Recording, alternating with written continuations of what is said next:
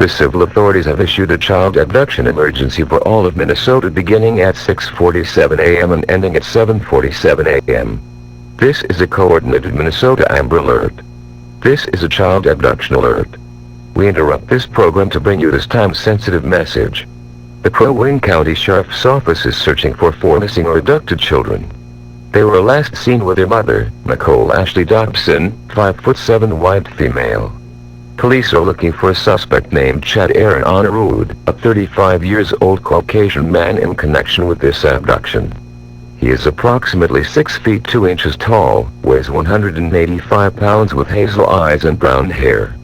Suspect was last seen driving a white Chrysler Pacifica, license number AEC 351. If you have any information regarding this missing child, call the Crow Wing County Sheriff's Office at 218829474909111. Anyone who may locate the suspect should take no action other than contact the police as soon as possible. Stay tuned for further instructions.